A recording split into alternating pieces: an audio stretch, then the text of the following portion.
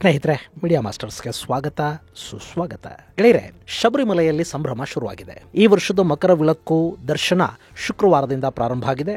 ಮೊದಲ ದಿನದಿಂದಲೇ ಅಪಾರ ಸಂಖ್ಯೆಯಲ್ಲಿ ಭಕ್ತರು ದರ್ಶನ ಪಡ್ಕೊಂಡಿದ್ದಾರೆ. ಪ್ರತಿದಿನ 70,000 ಆನ್ಲೈನ್ ಟಿಕೆಟ್ಗಳನ್ನು ಕೊಡಲಾಗ್ತಾ ಇದ್ದು, ಈಗಾಗಲೇ ನವೆಂಬರ್ ತಿಂಗಳಿನ ಎಲ್ಲ ಕೋಟಾನು ಮುಗಿದಿದೆ ಅಂತ ದೇವಸ್ಥಾನ ಮಂಡಳಿ ಹೇಳಿದೆ. ಹಾಗೇನೆ ಯಾರಿಗೆ ಆನ್ಲೈನ್ ಟಿಕೆಟ್ಗಳನ್ನು ತಗೊಳ್ಳೋದಕ್ಕೆ ಸಾಧ್ಯವಾಗುವುದಿಲ್ಲ, ಅದರ ಬಗ್ಗೆ ಅರಿವಿರೋದಿಲ್ಲ ಅಂಥವರಿಗಾಗಿ 10,000 ಟಿಕೆಟ್ಗಳನ್ನು ಮೀಸಲಿಡಲಾಗಿರುತ್ತೆ ಅನ್ನೋ ಮಾಹಿತಿಯನ್ನು ಕೂಡ ದೇವಾಲಯ ಕೊಟ್ಟಿದೆ. ಅಂದ್ರೆ ಪ್ರತಿನಿತ್ಯ ಆನ್ಲೈನ್ ಬುಕ್ ಮಾಡಿದವರು 70,000 ಹಾಗೂ ಆನ್ಲೈನ್ ಬುಕಿಂಗ್ ಇಲ್ಲದೆ ಹಂಗೆ ಶಬರಿಮಲೆಗೆ ಬಂದು ಅಲ್ಲೇ ಟಿಕೆಟ್ ತಗೊಳ್ಳೋರು 10,000. ಅಂದ್ರೆ ದಿನಕ್ಕೆ 80,000 ಮಂದಿ ಅಲ್ಲಿ ಶಾಸ್ತಾರನ ದರ್ಶನವನ್ನ ಪಡ್ಕೊಳ್ತಾ ಇದ್ದಾರೆ. ಇಷ್ಟೊಂದು ಜನ ಭೇಟಿ ಕೊಡೋ ಶಬರಿಮಲೆಯಲ್ಲಿ ದರ್ಶನಕ್ಕೆ ಹೇಗೆಲ್ಲ ವ್ಯವಸ್ಥೆಗಳನ್ನ ಮಾಡಿಕೊಳ್ಳಲಾಗಿದೆ, ಅಲ್ಲಿಗೆ ಹೋಗೋ ಭಕ್ತರು ಏನು ಮಾಡಬೇಕು, ಏನು ಮಾಡಬಾರದು ಅನ್ನೋದರ ಬಗ್ಗೆ ಒಂದಷ್ಟು ಮಾಹಿತಿಯನ್ನ ನಾವಿಲ್ಲಿ ನೋಡೋಣ.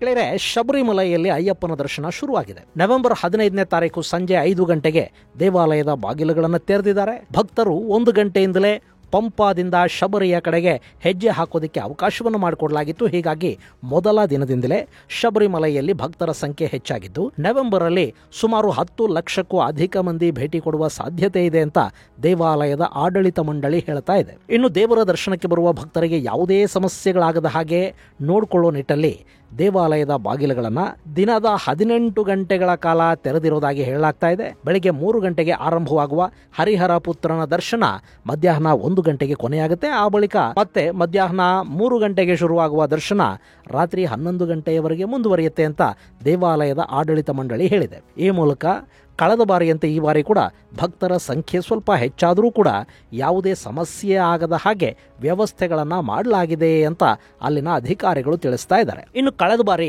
ಸುಮಾರು 50 ಲಕ್ಷಕ್ಕೂ ಅಧಿಕ ಮಂದಿ ಅಲ್ಲಿಗೆ ಭೇಟಿ ಕೊಟ್ಟ ಕಾರಣ ಸ್ವಲ್ಪ ಗೊಂದಲ ಉಂಟಾಗಿತ್ತು. ಅಲ್ಲಿನ ವ್ಯವಸ್ಥೆಗಳಿಗೆ ಹಾಗೂ ಪರಿಸ್ಥಿತಿಗೆ 50 ಲಕ್ಷ ಅನ್ನೋದು ತುಂಬಾನೇ ದೊಡ್ಡ ಸಂಖ್ಯೆ ಆಯಿತು. ಹೀಗಾಗಿ ಸಾಕಷ್ಟು ಅವ್ಯವಸ್ಥೆಗಳನ್ನು ನೋಡಬೇಕಾಗಿ ಬಂತು. ಆದರೆ ಮುಂದೆ ಹಾಗಾಗದ ಹಾಗೆ ವ್ಯವಸ್ಥೆಗಳನ್ನು ಕೈಗೊಳ್ಳಲಾಗಿದೆ ಅಂತ ಅಲ್ಲಿನ ಆಡಳಿತ ಹೇಳ್ತಾ ಇದೆ. ಈಗ ದಿನಕ್ಕೆ 80,000 ಮಂದಿಗೆ ಅವಕಾಶ ಕಲ್ಪಿಸಿಕೊಡ್ತಾ ಇರೋದ್ರಿಂದ ಅದಕ್ಕೆ ಬೇಕಾದ ವ್ಯವಸ್ಥೆಗಳನ್ನು ಮಾಡಿಕೊಳ್ಳಲಾಗಿದೆ. ನೀಲಕ್ಕಲ್, ಪಂಪಾ ಹಾಗೂ ಸನ್ನಿಧಾನದಲ್ಲಿ ಕಂದಾಯ ಇಲಾಖೆ ತುರ್ತು ನಿರ್ವಹಣಾ ಕೇಂದ್ರಗಳನ್ನು ಸ್ಥಾಪನೆ ಮಾಡಿದೆ. ಶಬರಿಮಲೆ ಸನ್ನಿಧಾನ ಒಂದರಲ್ಲೇ ಜಿಲ್ಲಾ ಮ್ಯಾಜಿಸ್ಟ್ರೇಟ್ ಸೇರಿದ ಹಾಗೆ ಒಟ್ಟು 299 ಸಿಬ್ಬಂದಿಯನ್ನ ನಿಯೋಜನೆಗೊಳಿಸಲಾಗಿದೆ. ಅದರ ಜೊತೆಗೆ 144 ಮಂದಿ ಪಂಪಾದಲ್ಲಿ ಹಾಗೂ 160 ಮಂದಿ ಕಂದಾಯ ನೌಕರರು ನೀಲಕಲ್ಲಲ್ಲಿರ್ತಾರೆ.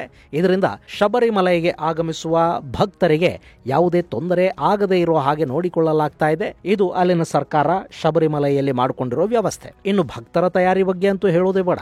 ಈಗಾಗಲೇ ಲಕ್ಷಾಂತರ ಭಕ್ತರು ಮಾಲೆ ಧರಿಸಿ ಅಯ್ಯಪ್ಪನ ಸನ್ನಿಧಾನಕ್ಕೆ ಹೊರಡೋದಕ್ಕೆ ಸಿದ್ಧತೆಗಳನ್ನು ಮಾಡಿಕೊಂಡಿದ್ದಾರೆ. ಗೆಳೆಯರೆ, ಶಬರಿಮಲೆಗೆ ಪ್ರತಿ ವರ್ಷ 50 ಲಕ್ಷಕ್ಕೂ ಅಧಿಕ ಮಂದಿ ಭೇಟಿ ಕೊಡ್ತಾರೆ. ಕರ್ನಾಟಕ, ತೆಲಂಗಾಣ, ಆಂಧ್ರ ಪ್ರದೇಶ, ಮಹಾರಾಷ್ಟ್ರದ ಕೆಲ ಭಾಗಗಳು, ತಮಿಳುನಾಡು ಹಾಗೂ ಕೇರಳದಲ್ಲಿನ ಅಯ್ಯಪ್ಪ ಭಕ್ತರು ಇರುಮುಡಿಯನ್ನ ಹೊತ್ತು ದೇವರ ದರ್ಶನಕ್ಕಾಗಿ ಶಬರಿಗಿರಿಯನ್ನ ಏರ್ತಾರೆ. ಇದರಲ್ಲಿ ಕೆಲ ಭಕ್ತರು ಕಾಲ್ನಡಿಗೆಯಲ್ಲಿ 16 ಕಿಲೋಮೀಟರ್ ನಡೆದು ಬರ್ತಾರೆ. ಎರಿಮಲೆಯಿಂದ 61 ಕಿಲೋಮೀಟರ್ ದೂರದ ಶಬರಿಮಲೆಗೆ ಬರುವ ಭಕ್ತರು ಇದ್ದಾರೆ. ಹಾಗೇನೆ ಒಂಡಿ ಪೆರಿಯಾರ್ ಹಾಗೂ ಚಳಕೈನಿಂದಲೂ ಸಾಕಷ್ಟು ಭಕ್ತರು ಕಾಲ್ನಡಿಗೆಯಲ್ಲಿ ಸನ್ನಿಧಾನವನ್ನು ತಲುಪುತ್ತಾರೆ. ಇನ್ನುಳಿದಂತೆ ಸಾಕಷ್ಟು ಜನ ಪಂಪಾ ನದಿಯಿಂದ ತಮ್ಮ ಕಾಲ್ನಡಿಗೆಯನ್ನು ಆರಂಭಿಸಿ ಶಬರಿಮಲೆಯನ್ನು ತಲುಪಿ ಅಯ್ಯಪ್ಪನ ದರ್ಶನವನ್ನು ಪಡ್ಕೋತಾರೆ. ಕೆಲ ಭಕ್ತರು 41 ದಿನಗಳ ಕಾಲ ವ್ರತ ಆಚರಿಸಿದರೆ, ಇನ್ನು ಕೆಲವರು 18 ದಿನ, 9 ದಿನ, 5 ದಿನ, 3 ದಿನ ವ್ರತವನ್ನು ಕೂಡ ಆಚರಿಸಿ ಬರ್ತಾರೆ. ಹಾಗೆ ಇತ್ತೀಚೆಗೆ ಹೈಬ್ರಿಡ್ ಮಾಲಾಧಾರಣೆ ಅಂದ್ರೆ ಅದೇ ದಿನ ಮಾಲೆ ಧರಿಸಿ ಇರುಮುಡಿಯನ್ನ ಕಟ್ಟಿಕೊಂಡು ಅಯ್ಯಪ್ಪನ ದರ್ಶನಕ್ಕೆ ಬರುವವರು ಕೂಡ ಹೆಚ್ಚಾಗ್ತಾ ಇದ್ದಾರೆ.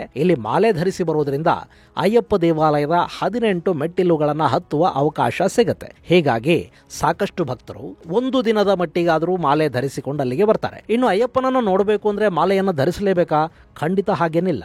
ಮಾಲೆಯನ್ನ ಧರಿಸದೇ ಕೂಡ ಅಯ್ಯಪ್ಪನ ದರ್ಶನವನ್ನು ಮಾಡಿಕೊಳ್ಳೋದಕ್ಕೆ ಸಾಧ್ಯ ಇದೆ. ಆದರೆ 18 ಮೆಟ್ಟಿಲುಗಳನ್ನು ಹತ್ತಿ ಹೋಗೋ ಮಾರ್ಗ ಇದೆಯಲ್ಲ, ಅಲ್ಲಿ ಮಾಲಾಧಾರಿಗಳಿಗೆ ಮಾತ್ರ ಅವಕಾಶ ಇರುತ್ತೆ. ಇನ್ನುಳಿದಂತೆ ದೇವರ ದರ್ಶನ ಮಾಲಾಧಾರಿಗಳ ಜೊತೆಗೆ ಮಾಲೆ ಧರಿಸದವರಿಗೂ ಆಗತ್ತೆ.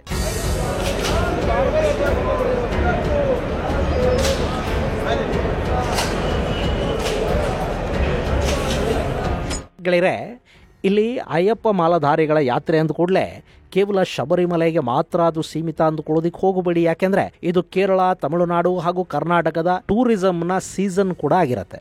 ಸಾಮಾನ್ಯವಾಗಿ ಶಬರಿಮಲೆಗೆ ಹೋಗುವವರು ಬರೀ ಅಯ್ಯಪ್ಪನ ಸನ್ನಿಧಾನಕ್ಕೆ ಮಾತ್ರ ಹೋಗುವುದಿಲ್ಲ, ಬದಲಿಗೆ ಅವರು ಆ ಹಾದಿಯಲ್ಲಿ ಸಿಗುವ ಪುಣ್ಯಕ್ಷೇತ್ರಗಳನ್ನ, ಪ್ರವಾಸಿ ಸ್ಥಳಗಳನ್ನ ನೋಡ್ತಾ ಹೋಗ್ತಾರೆ. ಮಹಾರಾಷ್ಟ್ರ ಮತ್ತು ಉತ್ತರ ಕರ್ನಾಟಕದಿಂದ ಬರುವವರು ಕೊಲ್ಲೂರು, ಕಟೀಲು, ಧರ್ಮಸ್ಥಳ, ಕುಕ್ಕೆ, ಗುರುವಾಯೂರುಗಳನ್ನು ನೋಡಿಕೊಂಡು ಶಬರಿಮಲೆಗೆ ಬರ್ತಾರೆ. ಹಾಗೇನೆ ಅಲ್ಲಿಂದ ವಾಪಸ್ ಹೊರಡುವಾಗ ತಿರುವನಂತಪುರಂ, ಕನ್ಯಾಕುಮಾರಿ, ಮಧುರೈಗಳನ್ನು ನೋಡಿಕೊಂಡು ಹೋಗ್ತಾರೆ. ಇನ್ನು ಮೈಸೂರಿನ ಕಡೆಯಿಂದ ಹೋಗುವವರು ಶ್ರೀರಂಗಪಟ್ಟಣ, ಚಾಮುಂಡಿ ಬೆಟ್ಟ, ನಂಜನಗೂಡು ಮೂಲಕ ಗುರುವಾಯೂರಿಗೆ ಹೋಗಿ ಅಲ್ಲಿಂದ ಶಬರಿಮಲೆಗೆ ಹೋಗ್ತಾರೆ. ಹಾಗೆ ಆಂಧ್ರ ಮತ್ತು ತಮಿಳುನಾಡು ಕಡೆಯಿಂದ ಬರುವವರು ಕೂಡ ಎರಡೂ ರಾಜ್ಯಗಳಲ್ಲಿನ ಪುಣ್ಯಕ್ಷೇತ್ರಗಳನ್ನು ನೋಡಿಕೊಂಡೇ ಬರ್ತಾರೆ. ಹೀಗಾಗಿ ಕರ್ನಾಟಕ, ತಮಿಳುನಾಡು, ತೆಲಂಗಾಣ, ಆಂಧ್ರ ಹಾಗೂ ಕೇರಳ ರಾಜ್ಯಗಳ ಪಾಲಿಗೆ ಈ ಯಾತ್ರೆ ಅನ್ನೋದು ಸಾಕಷ್ಟು ಆರ್ಥಿಕ ಲಾಭವನ್ನು ಕೂಡ ತಂದುಕೊಡುತ್ತೆ. ಇದರ ಜೊತೆಗೆ ಇಲ್ಲಿ ಬರೋ ವಾಹನಗಳಿಂದ ಕಲೆಕ್ಟ್ ಆಗೋ ಟ್ಯಾಕ್ಸ್ ಇದೆಯಲ್ಲ, ಅದು ಕೂಡ ಸರ್ಕಾರದ ಖಜಾನೆಯನ್ನು ತುಂಬಿಸುತ್ತೆ. ಇದೊಂದು ರೀತಿ 2 ತಿಂಗಳುಗಳ ಕಾಲ ದಕ್ಷಿಣ ಭಾರತದ ವ್ಯಾಪಾರ ವಹಿವಾಟುಗಳನ್ನು ಮೇಲಕ್ಕೇರುವಂತೆ ಮಾಡುವ ಒಂದು ಭಕ್ತಿ ಹಾಗೂ ಬದುಕಿನ ಯಾತ್ರೆ. ಅದರಲ್ಲೂ ಪ್ರವಾಸಿ ಕೇಂದ್ರಗಳ ಬಳಿ, ಪುಣ್ಯಕ್ಷೇತ್ರಗಳ ಬಳಿ, ಬಯಲಲ್ಲಿನ ವ್ಯಾಪಾರಸ್ಥರು, ಹೋಟೆಲ್ಗಳು, ಒಂದು ಸಣ್ಣ ಟೀ ಶಾಪ್ ಇಟ್ಕೊಂಡವರು ಕೂಡ ಅಯ್ಯಪ್ಪನ ಹೆಸರಲ್ಲಿ ಬದುಕನ್ನು ಕಟ್ಟಿಕೊಳ್ಳೋಷ್ಟು ಈ ಯಾತ್ರೆ ಆರ್ಥಿಕ ಸಹಾಯವನ್ನು ಮಾಡುತ್ತೆ. ಸನಾತನ ಧರ್ಮದ ದೇವಾಲಯಗಳಿರೋದೇ ಹಾಗೆ. ಅವು ಇಡೀ ಊರನ್ನು ಉದ್ಧಾರ ಮಾಡುತ್ತವೆ. ಆ ದೇವಾಲಯಗಳಿಗೆ ಬರೋರು ಹೆಚ್ಚಾದಷ್ಟು ಅಲ್ಲಿ ವ್ಯಾಪಾರ ವಹಿವಾಟುಗಳು ಹೆಚ್ಚಾಗ್ತಾ ಹೋಗುತ್ತವೆ. ಕೆಲವರು ಅತಿ ಬುದ್ಧಿವಂತರು ಆಗಾಗ ಹೇಳ್ತಾ ಇರ್ತಾರೆ, ದೇವಾಲಯದ ವಿಗ್ರಹಗಳ ಮೇಲೆ ಹಾಲು ಯಾಕೆ ಹಾಕ್ತೀರಿ, ಅದನ್ನ ಹಸಿದವರಿಗೆ ಕೊಡಿ ಅಂತ. ನಿಮಗೆ ಗೊತ್ತಿರಲಿ, ಅಲ್ಲಿ ದೇವರ ವಿಗ್ರಹಗಳ ಮೇಲೆ ಹಾಲು ಹಾಕಬೇಕು ಅನ್ನೋ ನಂಬಿಕೆ ಇರೋ ಜನ ಬರ್ತಿರೋದ್ರಿಂದಲೇ ಆ ಊರಿನ ಸಾವಿರಾರು ಹಸಿದ ಹೊಟ್ಟೆಗಳಿಗೆ ಅನ್ನ ಸಿಗ್ತಾ ಇರೋದು. ಅಕಸ್ಮಾತ್ ಆ ನಂಬಿಕೆಯನ್ನವರು ಕಳ್ಕೊಂಡ್ರು ಅಂತ ಇಟ್ಕೊಳ್ಳಿ, ಆಗ ಲಕ್ಷಾಂತರ ಜನರ ಬದುಕುಗಳು ಬೀದಿಗೆ ಬೀಳುತ್ತವೆ. ದೇವಸ್ಥಾನದ ಹೊರಗೆ ಹೂವು ಕಾಯಿ ಮಾರಾಟ ಮಾಡೋನಿಂದ ಹಿಡಿದು ಅಲ್ಲಿ ಹೋಟೆಲ್ಗಳನ್ನು ನಡೆಸೋರು, ಅಂಗಡಿಗಳನ್ನು ಇಟ್ಟುಕೊಂಡವರು, ಸಣ್ಣ ಸಣ್ಣ ಟೀ ಶಾಪುಗಳನ್ನು ನಡೆಸೋರು, ಟ್ರಾವೆಲ್ಸ್ ಮಾಲೀಕರು, ಅದರಲ್ಲಿ ಕೆಲಸ ಮಾಡುವವರು, ಮೆಕ್ಯಾನಿಕ್ಗಳು, ಪಂಕ್ಚರ್ ಹಾಕೋರು, ಎಷ್ಟು ಜನಕ್ಕೆ ಬದುಕು ಕಟ್ಟಿಕೊಟ್ಟಿಲ್ಲ ದೇವಾಲಯಗಳು. ಅವು ಯಾರನ್ನಾದ್ರೂ ನಿಮ್ಮ ಜಾತಿ ಏನು ಅಂತ ಕೇಳಿವ್ಯಾ? ಯಾವುದೋ ಸಣ್ಣ ಊರಲ್ಲಿ ಒಂದಷ್ಟು ಜನ ಕೊಳಕರು ದೇವಾಲಯಗಳಿಗೆ ಪರಿಶಿಷ್ಟರು ಬರೋ ಹಾಗಿಲ್ಲ ಅಂತ ತಡೆಯೋದಿಕ್ ಹೋದ್ರೆ ಅಲ್ಲಿ ಆ ದೇವಾಲಯವನ್ನ ಬಿಟ್ಟು ದೇವರೇ ಹೊರಗೆ ಹೋಗ್ಬಿಡ್ತಾನೆ. ಆ ಊರುಗಳು ಉದ್ಧಾರವಾಗದೆ ಹಾಳಾಗಿ ಹೋಗ್ಬಿಡುತ್ತವೆ. ಅಷ್ಟು ಬಿಟ್ರೆ ಯಾವ ದೇವರು ಕೂಡ ಎಲ್ಲೂ ಜಾತಿ ಮಾಡೋದಿಕ್ ಹೋಗಿಲ್ಲ. ಯಾರನ್ನೂ ದೇವಾಲಯದ ಒಳಗೆ ಬರಬೇಡಿ ಅಂತಲೋ ಅಥವಾ ದೇವಾಲಯದ ಹೊರಗೆ ಬದುಕು ಕಟ್ಟಿಕೋಬೇಡಿ ಅಂತಲೋ ಎಲ್ಲೂ ಯಾವ ದೇವರು ಹೇಳಿಲ್ಲ. ಇಲ್ಲಿ ಗೋಡೆಗಳನ್ನ ಕಟ್ಟಿಕೊಳ್ತಾ ಇರೋದು ನಾವಷ್ಟೇ. ಹೇಗೆ ದೇವಾಲಯಗಳ ಮುಂದೆ ಕೂತು ಬದುಕು ಕಟ್ಟಿಕೊಂಡವನು ದೇವರಿಗೆ ಹಾಲು ಹಾಕಬೇಡಿ ಅನ್ನೋ ಪೋಸ್ಟ್ ಅನ್ನ ಫಾರ್ವರ್ಡ್ ಮಾಡ್ತಾನೋ, ಇದು ಕೂಡ ಹಾಗೇನೆ. ದೇವಾಲಯಗಳಿಗೆ ಬಾರದ ಹಾಗೆ ನೀವು ಯಾರನ್ನಾದರೂ ತಡೆದ್ರೆ ನೀವು ದೇವರ ದೃಷ್ಟಿಯಲ್ಲಿ ತುಂಬಾ ಕೀಳಾಗಿ ಹೋಗ್ತೀರಿ, ಅವನ ಅವಕೃಪೆಗೆ ಪಾತ್ರರಾಗ್ತೀರಿ. ಅದನ್ನ ನಾವು ಅರ್ಥ ಮಾಡ್ಕೋಬೇಕಾಗಿದೆ. ಸನಾತನ ಧರ್ಮ ಅಂದ್ರೆ ಸರ್ವೇ ವಿಶ್ವ ಸುಖಿನೋ ಭವಂತು ಅಂತ ಹೇಳೋದು. ಹೀಗಿರುವಾಗ ಯಾರು ಹಾರವ, ಯಾರು ದಲಿತ, ಯಾರು ಲಿಂಗಾಯತ, ಯಾರು ಒಕ್ಕಲಿಗ, ಎಲ್ಲರ ಮೂಲನೂ ಒಂದೇ ಆಗಿರುವಾಗ ಯಾರನ್ನಾದರೂ ದೇವಾಲಯದ ಒಳಗೆ ದೈವ ಸನ್ನಿಧಿಗೆ ಬಾರದಂತೆ ಯಾರನ್ನಾದರೂ ತಡೆಯೋದಿಕ್ಕೆ ಯಾರಿಗೆ ಯಾವ ಅಧಿಕಾರ ಇದೆ ಅಲ್ವಾ? ಇನ್ನು ಶಬರಿಮಲೆ, ಅಲ್ಲಿಗೆ ಎಲ್ಲ ಜಾತಿಯ ಜನಾನು ಹೋಗ್ತಾರೆ. ದೇವರು ಎಲ್ಲೂ ಕೂಡ ನಿಮ್ಮ ಕ್ಯಾಸ್ಟ್ ಸರ್ಟಿಫಿಕೇಟ್ ಅನ್ನು ತಗೊಂಡು ಬನ್ನಿ ಅಂತ ಯಾರಿಗೂ ಹೇಳೋದಿಲ್ಲ.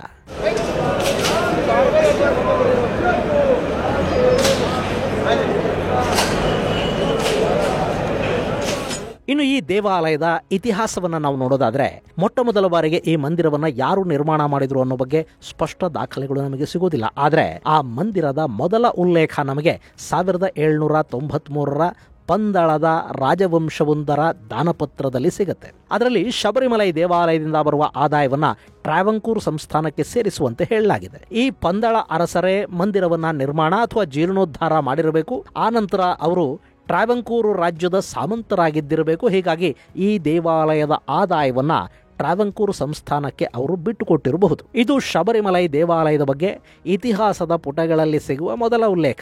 ಇನ್ನು 1863ರ ಹೊತ್ತಿಗೆ ಒಂದು ನ್ಯೂಸ್ ಆರ್ಟಿಕಲ್ ಅಲ್ಲಿ ಈ ಶಬರಿಮಲೈ ದೇವಾಲಯದ ಬಗ್ಗೆ ನಮಗೆ ಉಲ್ಲೇಖ ಸಿಗುತ್ತೆ. ಅದನ್ನ ವಾರ್ಡ್ ಅಂಡ್ ಕಾರ್ನರ್ ಪಬ್ಲಿಷ್ ಮಾಡಿದ್ರು ಅಂತ ಹೇಳಲಾಗುತ್ತೆ. ಹಾಗೇನೆ 1902ರಲ್ಲಿ ಶಬರಿಮಲೈ ದೇವಾಲಯದಲ್ಲಿ ಬೆಂಕಿ ಕಾಣಿಸಿಕೊಂಡು ಆ ದೇವಾಲಯ ಭಾಗಶಃ ಹಾನಿಯಾಯ್ತಂತೆ. ಹೀಗಾಗಿ ಟ್ರಾವಂಕೂರು ಸಂಸ್ಥಾನದ ಅವತ್ತಿನ ಅರಸರು ಈ ದೇವಾಲಯದ ಮರು ನಿರ್ಮಾಣಕ್ಕೆ ಮುಂದಾಗ್ತಾರೆ. ಕೊಚ್ಚು ತಮ್ಮನ್ನೋ ಕ್ರಿಶ್ಚಿಯನ್ ಮತಕ್ಕೆ ಸೇರಿದ ಗುತ್ತಿಗೆದಾರ ಈ ದೇವಾಲಯವನ್ನ ಟ್ರಾವಂಕೋರ್ ಅರಸರ ಆದೇಶದ ಮೇರೆಗೆ ಮರು ನಿರ್ಮಾಣ ಮಾಡ್ತಾನೆ. ಅದಾದ 48 ವರ್ಷಗಳ ನಂತರ ಮತ್ತೊಮ್ಮೆ ಶಬರಿಗಿರಿಯ ದೇವಾಲಯ ಬೆಂಕಿಯ ದಾಳಿಗೆ ತುತ್ತಾಗತ್ತೆ.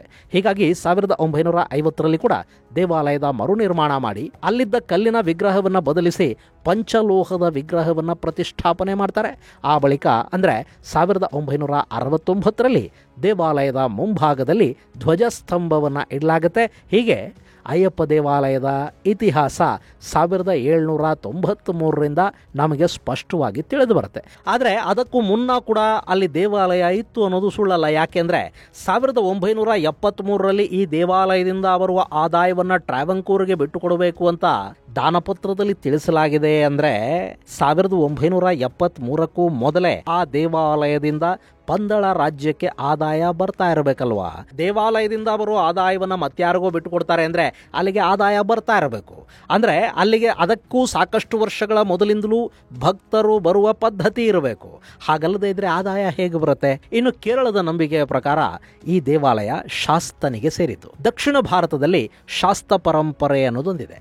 ಇದರ ಪ್ರಕಾರ ಒಟ್ಟು 8 ಮಂದಿ ಶಾಸ್ತರು ಈ ಭೂಮಿಗೆ ಬಂದಿದ್ದಾರಂತೆ. ಅದರಲ್ಲಿ ಮೊದಲನೆಯವನು ಆದಿಮಹಾಶಾಸ್ತ, ಎರಡನೆಯವನು ಅಯ್ಯಪ್ಪ, ಅವನನ್ನು ಧರ್ಮಶಾಸ್ತ್ರ ಅಂತ ಕರೀತಾರೆ. ಆ ನಂತರದಲ್ಲಿ ಜ್ಞಾನಶಾಸ್ತ್ರ, ಕಲ್ಯಾಣವರದ ಶಾಸ್ತ್ರ, ಸಂಮೋಹನ ಶಾಸ್ತ್ರ, ಸಂತಾನ ಪ್ರಾಪ್ತಿ ಶಾಸ್ತ್ರ, ವೇದಶಾಸ್ತ್ರ, ವೀರಶಾಸ್ತ್ರ ಅನ್ನೋ 8 ರೂಪಗಳನ್ನು ಈ ಪರಂಪರೆಯಲ್ಲಿ ಪೂಜಿಸಲಾಗ್ತಾ ಇದೆ. ಶಾಸ್ತ್ರ ಅಂದರೆ ಶಾಸಿಸುವವನು ಅಥವಾ ಆಳುವವನು, ಮಾರ್ಗದರ್ಶಕ, ಧರ್ಮದ ದಾರಿಯನ್ನು ತೋರಿಸುವವನು, ಗುರು, ಮೋಕ್ಷದ ಹಾದಿಗೆ ಕಾರಣನಾಗುವವನು, ನಮ್ಮನ್ನ ದುರ್ಗುಣಗಳಿಂದ, ದುಶ್ಚಟಗಳಿಂದ, ದುರ್ವ್ಯವಹಾರಗಳಿಂದ, ದುರ್ನಡತೆಗಳಿಂದ, ಪಾಪವೃತ್ತಿಗಳಿಂದ ಕಾಪಾಡ್ತಾ ಸನ್ಮಾರ್ಗದಲ್ಲಿ ನಡೆಸುವವನು ಅಂತ ಅರ್ಥ.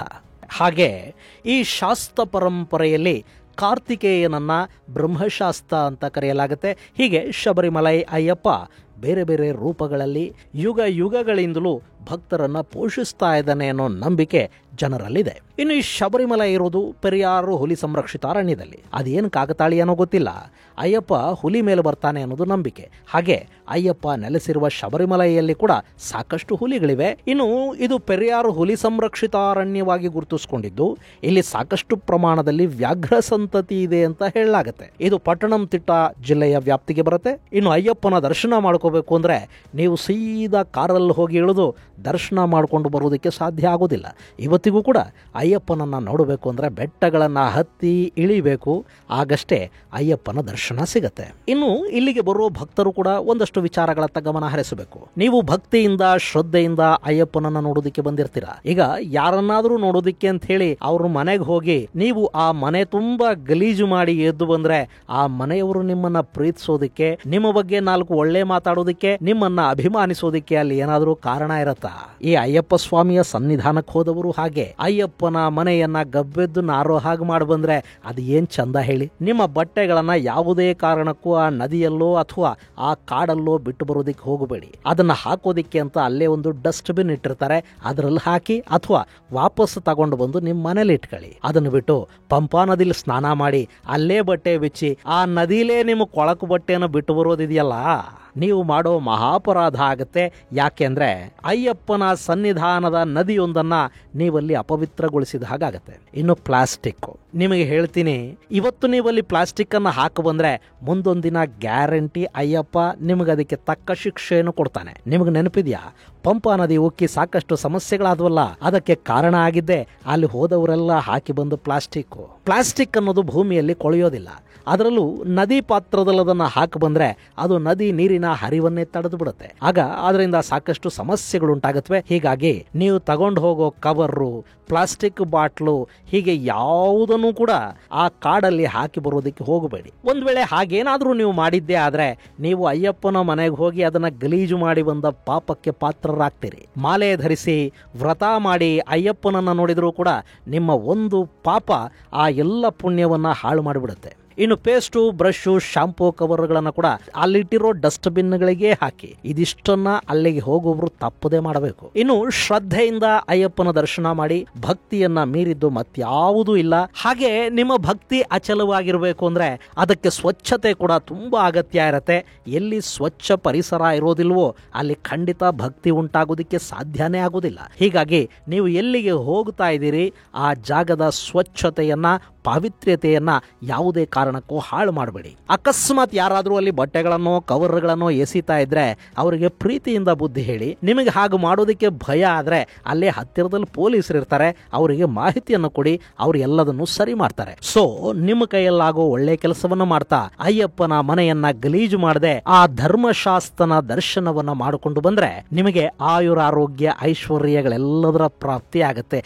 ಏನಂತೀರಿ? ನೀವು ಶಬರಿಮಲೆಗೆ ಹೋಗ್ತಾ ಇದ್ರೆ ದಯವಿಟ್ಟು ಇದಿಷ್ಟನ್ನ ಫಾಲೋ ಮಾಡಿ. ಇದು ಗೆಳೆಯರೆ ಶಬರಿಮಲೆ ಕುರಿತಾದ ಒಂದಷ್ಟು ಮಾಹಿತಿ. ಮುಂದಿನ ಸಂಚಿಕೆಯಲ್ಲಿ ಮತ್ತಷ್ಟು ವಿಶೇಷಗಳ ಜೊತೆ ಮತ್ತೆ ಭೇಟಿಯಾಗೋಣ. ಅಲ್ಲಿವರೆಗೆ ಜೈ ಹಿಂದ್, ಜೈ ಕರ್ನಾಟಕ.